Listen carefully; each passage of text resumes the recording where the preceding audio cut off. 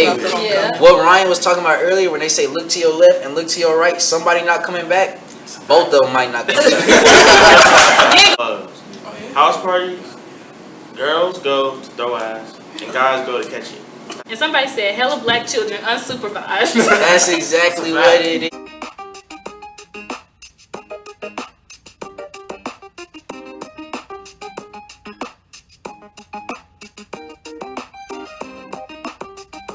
What's up, you guys? It's Autumn, and I'm back with another video. And as you can see, I have a few guests with me. These are my colleagues from work, and we'll be discussing the difference between HBCU and PWI experiences as black students in college. So first, I'll have everyone introduce themselves. What's up, guys? My name is Brandon. I go to Sam Houston State University. It is a PWI. Hey y'all, I go to the #1 HBCU, Florida A&M University, and my name is Dea'Jah. What's the deal? It's your boy JP, aka John Porter. I go to the University of North Texas, which is a PWI. What's good, y'all? I'm Ryan Smith. I go to Howard University, which is a HBCU in DC. Hi everyone, my name is Christian Robinson, and I go to the Columbia University in the city of New York, PWI. Hi everyone, my name is Princess Mazagu. I go to Vanderbilt University and it's a PWI. What it do? My name is Collin Johnson. I go to Prairie View, the illustrious Prairie View A&M University. It's a HBCU. My name is Allison. I go to the Prairie View A&M University, the HBCU, and yeah, I go to HBCU. And as you all know, I attend Texas A&M University, which is a PWI. And so for the most part, I will be just asking the questions, but I may put some input in. So the first question is, why did you choose your university? Anybody can answer. I go. Okay. I go. So I chose FAM because I want to break away from the norm because I was stated to have too smart of a brain to go to HBCU, but I didn't think that was fair because I can receive the same education, if not better, being around my people at all times. So that's a little bit about me. I would say when you're looking for college, look at cost effective. Because at the end of the day, it does come down to student loans and how much money you will be in debt once you graduate. So that's the good advice I would give. And then I'll end off. I went to Howard because I wanted to get the HBCU experience. And I know people always say Howard's best HBCU is the real HU.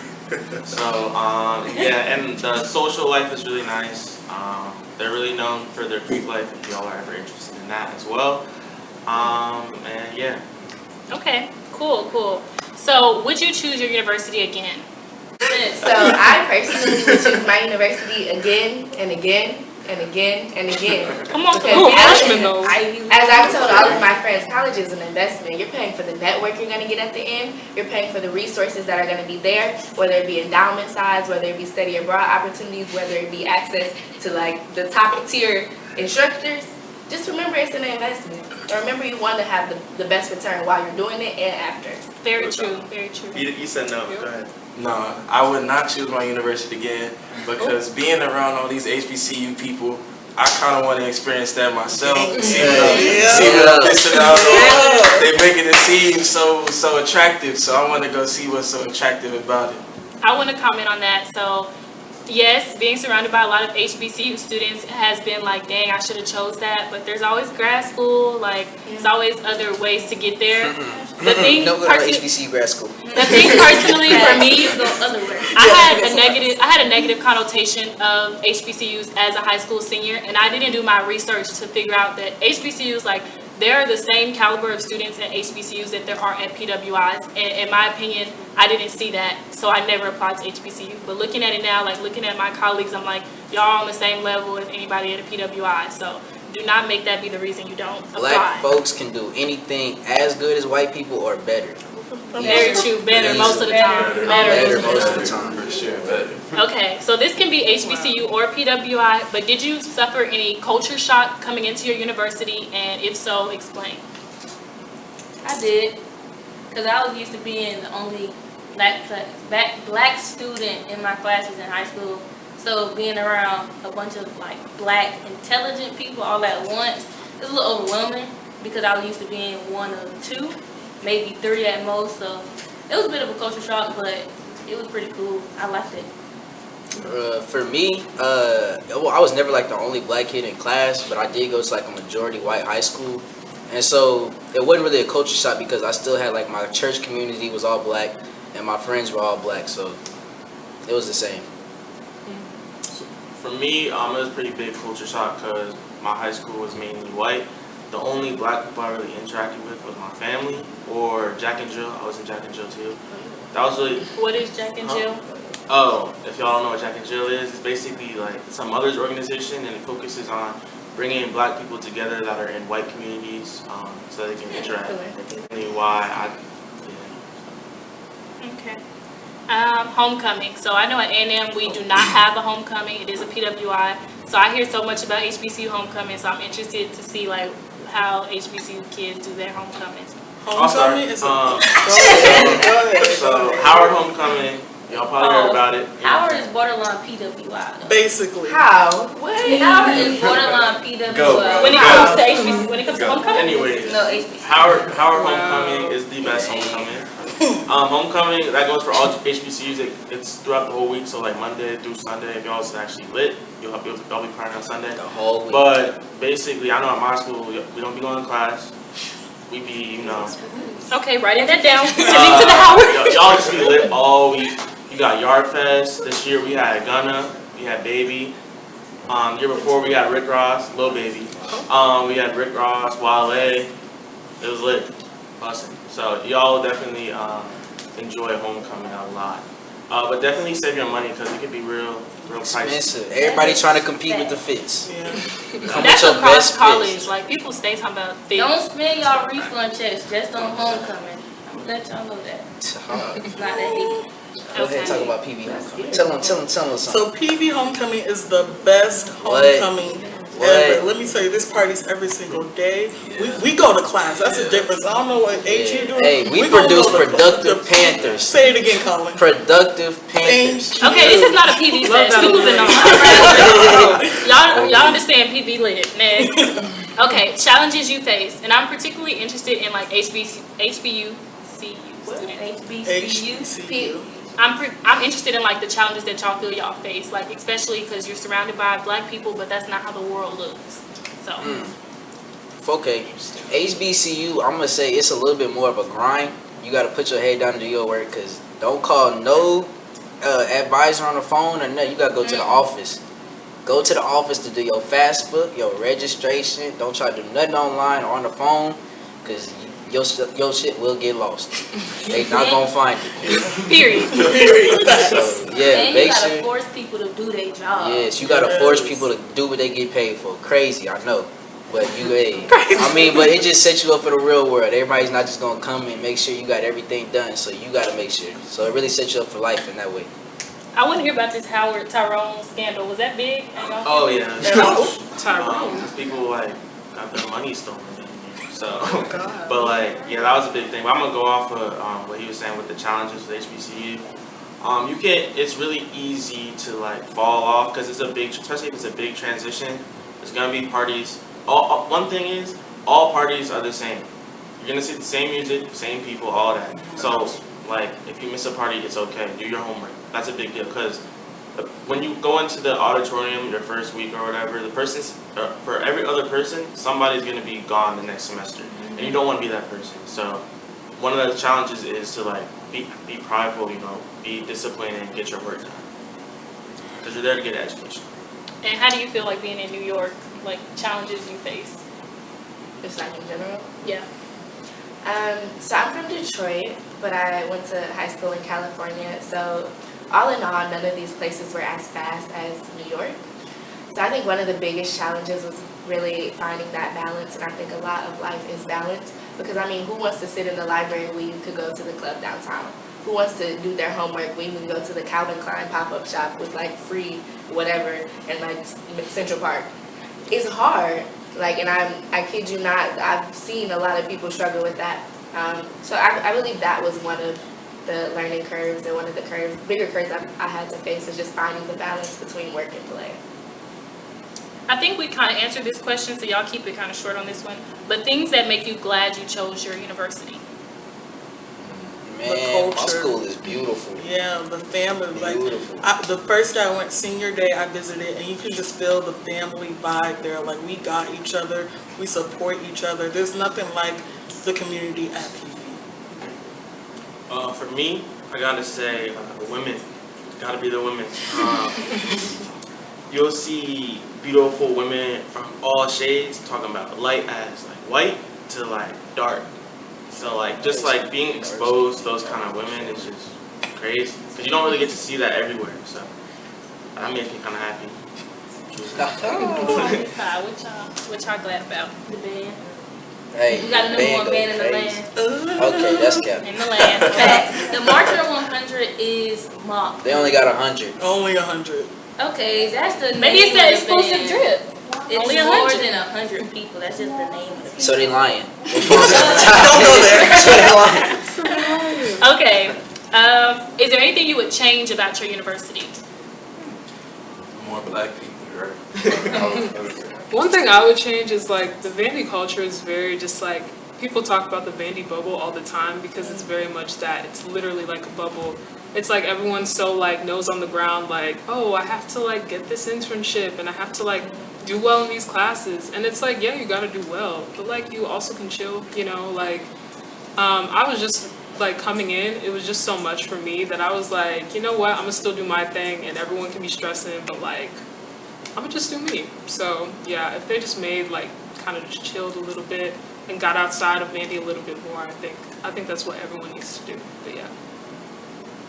I would say one thing I would change, I would say the black culture at SAM, they're cliquish, and if you're not doing some of the things that they're not doing, then you can't like hang with them. So I would say I would definitely change that. I wish they were just more open to new people being like involved with them.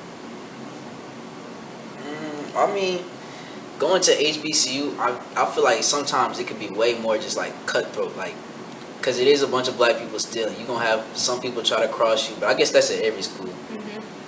But I mean, I just feel like sometimes we as a race, we try to stab in the back more than others.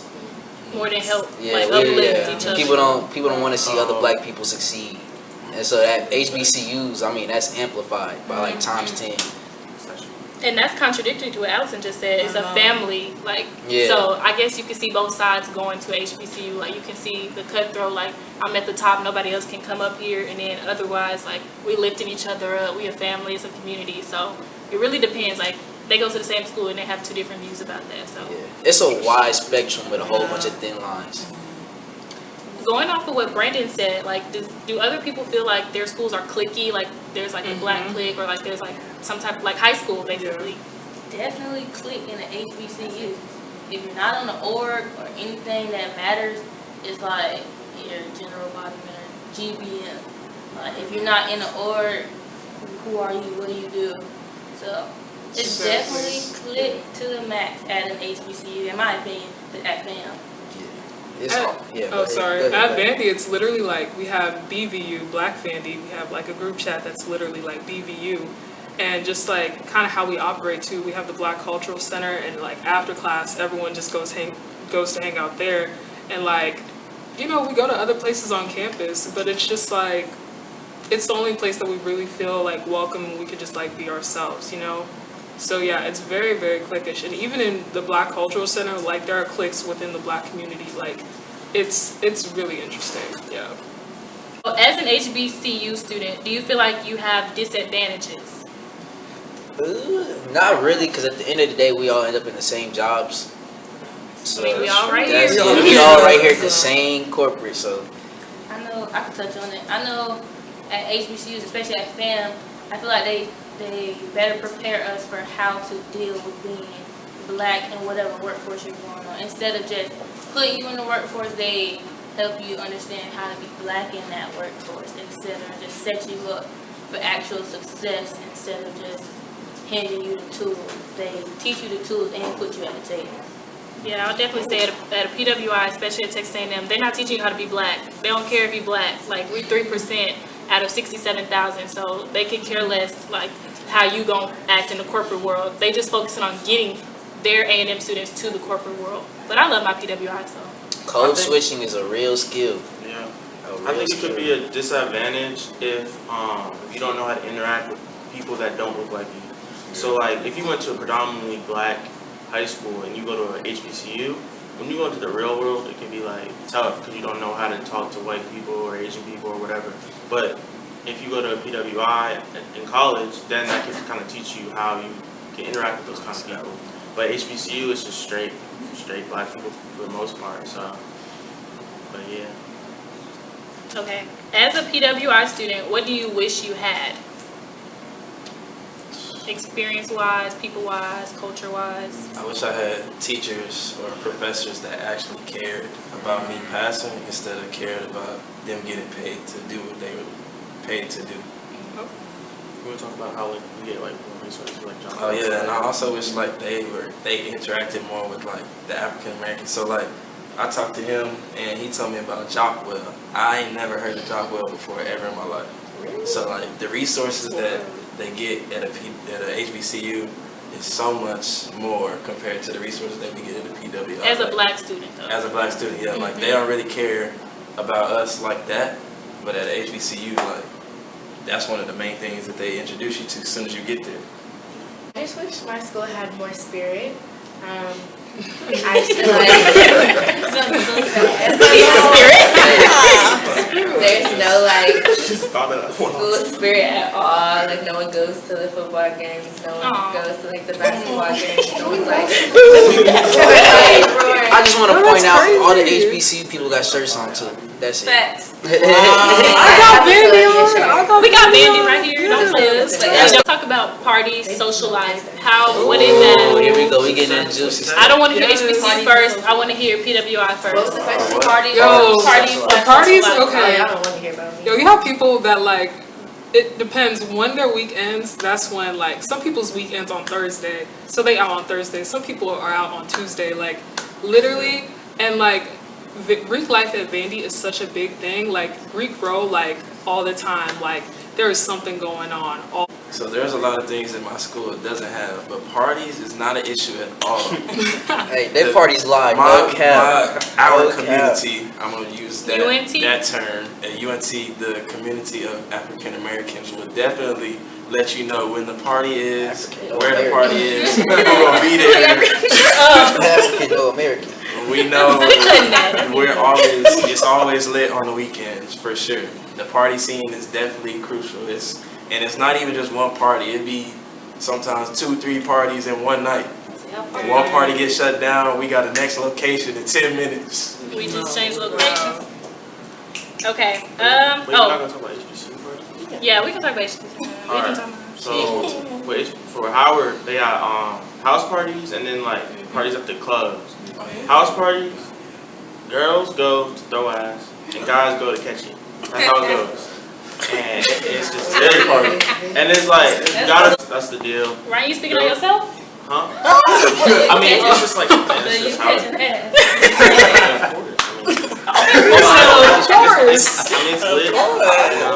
The club parties, they be charging for the dudes. Girls normally get it free. Facts. So girls, y'all are chilling. That's across every school. Though. Yeah, dudes, you gotta pay 15, 20. I will say that. Don't pay over 15. Yeah, don't pay over 15. Make sure you get the pre-sale at my school, because once you get to the door, it's a wrap. It's over. 30. It's times 3. It's times 3 once you get to the door. The females, you're good. You don't have to worry about nothing. Sometimes they be charging girls though. They be like $5, $10. Wait, can I talk? Okay. So I would like to say that party culture in We go to New York clubs is in just New like York. totally different. We club for the most part, but we also brunch, and the brunch scene is like super crazy in DC. I mean, I'm about to say in DC. It's crazy in DC, but it's a little bit crazier in New York. But I would say like if you can get in with a party promoter, free drinks, free tables, free booze, and like they'll text you about it the entire week, like where they're at for like that weekend. And we don't have Friday classes also, so most everything starts Thursday night. Some people don't even have classes Thursday, so it just starts Wednesday night. But it's lit. New York is a playground, a jungle, a whole different beast. And there's like party collectives in Brooklyn, don't even get me started on that. And you can like become a member, and they throw like theme parties all week with the whole aerial dancers and industrial warehouses off the water, like all of that. I like that. Also, At PV, we party in the country. Like we party in the country, so it'll be a whole field. Like you talking about like it, not a cornfield, but like it's in the country. No, not no corn. It'll just be like a huge acre of land and just a party.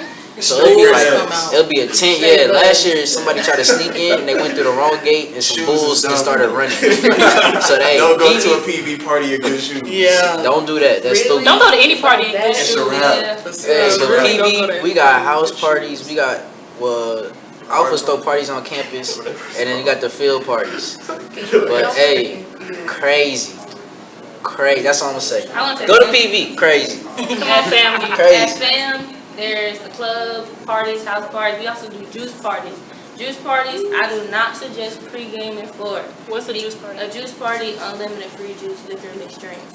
Yes, that's a thing. I don't know about y'all HBCU, but there's at least 3-4 big juice parties each semester. Do not pre-game, you will be off your ass. But yeah, if you trying to get like that, go for it. But do not take as many cups because they will sneak up on you. You don't taste the liquor. It tastes like Kool-Aid. Apple juice. But it's lit now. Especially, it's lit. I ain't gonna say no more. But. Okay, I saw this tweet on Twitter and I wanted to know like if this is true. It's an HBCU thing. So the quote was like, college ain't no fashion show, but during that first week and homecoming week, you better bring out everything you have. And then somebody quoted and said, unless you go to an HBCU, now you change your outfit 3 times a day just cause. Just because one is hot. Yeah. It's hot. I swear It's ridiculous. PV, I mean not just PV, but HBCU is slave heat, bro. I'm telling you, like it's slave heat. We all in the same area. It's slave heat. I'm telling you, it's 5 times hotter on HBCU campus. But hey, your fits gotta be fresh to death, no matter what. You don't know who you gonna see. You don't. Your fits gotta be tough. Yeah, your fits definitely have to be tough at Howard, especially girls. Girls be popping out regularly, especially sundress season. It's a big deal. So y'all be changing outfits 3 times a day? I did it. Hey, the first week of school, I was changing most definitely twice a day. Yes, I had morning clothes, and I had to come home, shower, and then change it to afternoon. Homecoming, you have to step every day, night and day. So that's 2 outfits a day. But hey, you buying new clothes for homecoming too? Don't just think you pulling something out your closet you already had. No, you buying new clothes for every day of the week. we'll get clowned. It is not like that at Vandy. People just be walking around sweatpants, same thing they wore the day before. They do not Same at my PWI. They be wearing the same shit. Okay, moving on. Okay, so this tweet says, your opinion on HBCUs. And somebody said, hella black children unsupervised. That's exactly what it is. People go though, just to go. They don't even go for class. Oh, and most And definitely. they gone next semester. They gone next semester. They gone That next first semester. semester is homecoming, Trying to and get away that's from the it. crib. Hey, Yeah. what Ryan was talking about earlier when they say look to your left and look to your right, somebody not coming back, both of them might not come back. You ain't gonna say neither one of them. Hey, both of them might not come back. I'm telling you, hey, don't. I ain't gonna get into it. Go ahead. Okay. So friends at whichever respective university, like, was it easy making friends, hard making friends? How was that? Ooh, yes. Let me tell You gotta you. put So yourself the people on your floor, like in your hall freshman year, like those are the people that like have ended up being my close friends. Cause like we have like the freshman campus and main campus. Living with these folks, like you gonna know them. Like you just gonna know they the way how like you gonna see them walking and be like, oh, that's so and so, cause you live with them like you know them, just by the way they walk. In my school, it was not hard to make friends at all. The black people is welcoming. As soon as you walk in the doors, I'm talking about, I walked in, he said, hey, what's up, bro? My name is blah, blah, blah. What's your name? And it hit off just like that. Once you meet that black person, his friends be like, who is that? You meet them, their friends be like, who was that you were just talking to? You meet them. So the black community is very welcome. The white people want to be your friend. Like, I'm telling you, the white people want to be friends with you. So like, it's not hard at all to make friends at my school. I think that with making friends, people are gonna fall off. Like there's gonna be people that you're not gonna mess with after the first couple of weeks. But then I think a good way to gauge it is the people that you go to spring break with. Cause I know people I went to spring break with; those are my closest friends now. And I'm gonna be a junior next year, so we went to Miami. So definitely recommend Miami freshman year spring break.